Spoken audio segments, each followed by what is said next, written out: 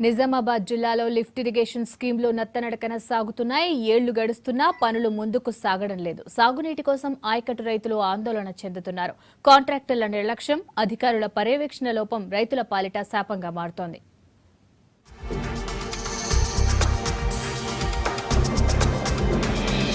నిజామాబాద్ జిల్లాలో 40,000 ఎకరాలకు నీరందించే లక్ష్యంతో శ్రీరామ్ సాగర్ ప్రాజెక్టు దగ్గర రెండో దశ లక్ష్మీ ఎత్తిపోతల పథకాన్ని రూపొందించారు. 25 కోట్ల అంచనాతో చేపట్టిన ఈ పథకానికి 2006లో కాంగ్రెస్ ప్రభుత్వం శంకుస్థాపన చేసింది. 2007లో 2 ప్రైవేటు కంపెనీలకు పనులు అప్పగించింది.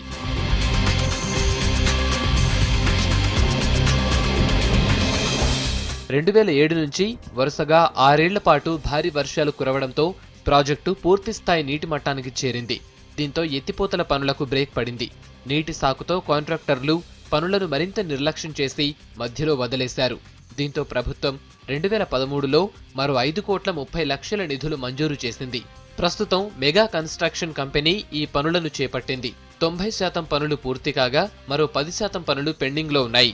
2 ఏళ్లుగా వర్షాలు లేకపోవడంతో పనులు ఈజీగా చేసుకునే ఛాన్స్ ఉన్నా వర్క్ స్పీడ్ గా జరగటం లేదంటున్నారు రైతులు. ఈ కరువుకు ముఖ్య కారణం ఏంటంటే మాకు పోచంపాటులో లక్ష్మీ కెనాల్కు చెందినటువంటి లిఫ్ట్ ఇరిగేషన్ అక్కడ స్థాపించడం జరిగింది. సురేష్ రెడ్డి హయాంలో స్థాపించడం జరిగింది.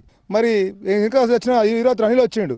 అనిల్ కూడా విప్ వేసి అతనే లిప్పిండు. మరి ప్రశాంత్ మన తెలంగాణ వచ్చింది, మన ఎమ్మెల్యే ప్రశాంత్ రెడ్డి గారు వచ్చిండ్రు.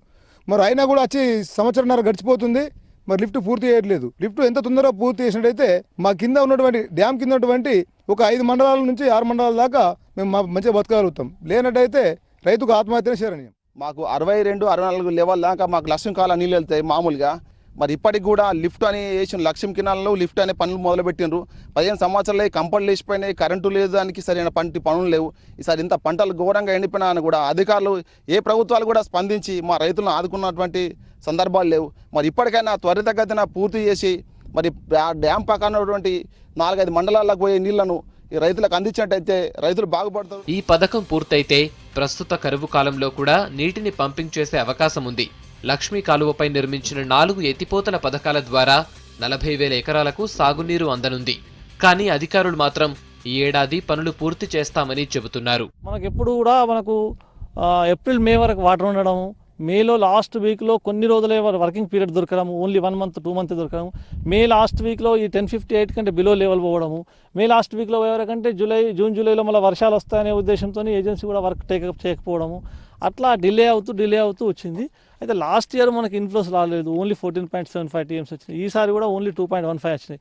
కాబట్టి ఈసారి మొత్తం పూర్తి స్థాయిలో కంప్లీట్ చేద్దామనే ఉద్దేశంతో మొత్తం వర్క్ ఫాస్ట్ నడుస్తుంది. అయితే బహుశా మేము అనుకుంటున్నాం అంటే జనవరి ఫిబ్రవరి వరకు మనం కంప్లీట్ చేసి ఏదున్నా ఎట్టి పరిస్థితుల్లో జూన్ లోపల మొత్తం వర్క్ అంతా కంప్లీట్ చేసి రైతులకు నీళ్ళు ఇస్తామని అనుకుంటున్నాం. అధికారులు పనులను చూసి చూడనట్లు వ్యవహరిస్తున్నారన్నది రైతుల ఆరోపణ. పనులు త్వరగా పూర్తి చేసి రబీ పంటకు నీరందించాలని కోరుతున్నారు. మరోవైపు మార్చిలోగా ట్రయల్ రన్ పూర్తి చేసి జూన్ తర్వాత